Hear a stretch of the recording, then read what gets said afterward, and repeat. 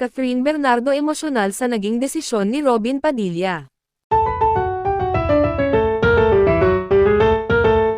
Sa gitna ng kontrobersyang kinasasangkutan ni Daniel Padilla, nagharap na sa korte si Senator Robin Padilla at si Min Bernardo, ang ina ni Catherine Bernardo. Ang pagdinig ay naging mainit habang si Catherine ay emosyonal na sumusuporta sa kanyang ina.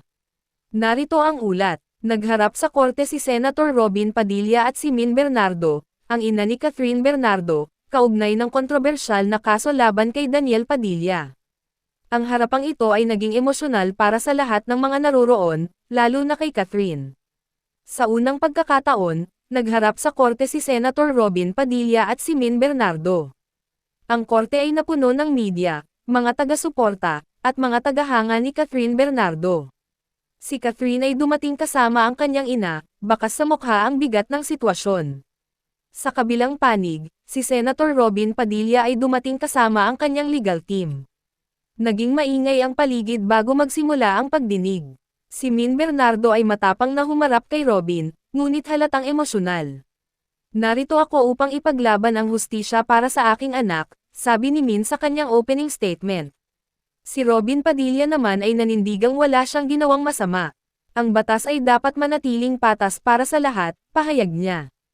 Habang nagaganap ang pagdinig, si Catherine ay tahimik na nakaupo ngunit kitang-kita ang tensyon sa kanyang mukha. Si Min Bernardo ay detalyado sa kanyang mga pahayag laban kay Robin.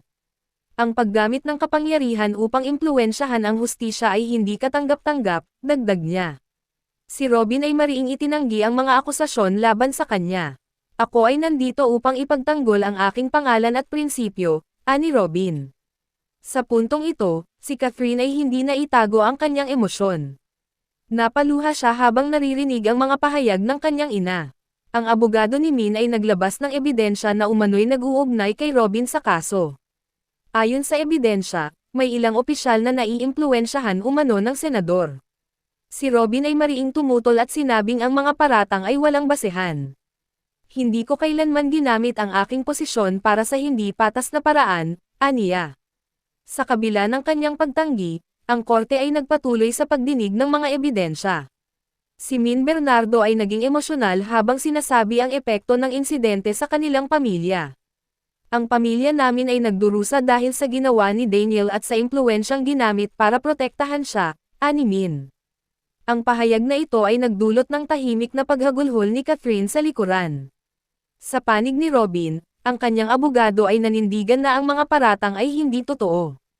Walang konkretong ebidensya laban sa aming kliyente, sabi ng abogado.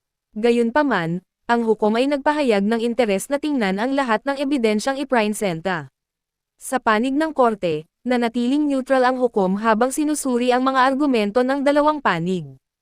Ang media ay patuloy na nag-aabang sa labas ng korte, naghihintay ng update. Sa loob, si Catherine ay tahimik ngunit kitang-kita ang galit sa kanyang mata.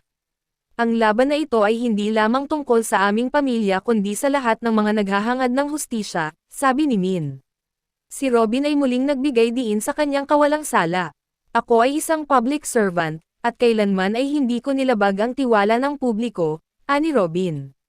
Sa puntong ito, ang mga taga-suporta ni Catherine ay sumigaw ng suporta sa kanya. Catherine, nandito kami para sa iyo. Sigaw ng isang tagahanga. Si Catherine ay nagpasalamat sa suporta ngunit nanatiling nakatutok sa pagdinig. Sa pagtatapos ng unang araw ng pagdinig, ang hukom ay nagdesisyong ipagpatuloy ang kaso. Si Min ay lumabas ng korte na tila pagod ngunit matatag. Hindi kami titigil hanggang makuha ang hustisya, sabi niya sa media. Si Catherine ay muling emosyonal habang pinapasalamatan ang mga sumusuporta sa kanila. Ang hirap ng sitwasyong ito, pero kailangan naming lumaban, pahayag ni Catherine. Si Robin Padilla ay nagbigay ng maikling pahayag sa media bago umalis. Ako ay naniniwala na ang katotohanan ang mananay.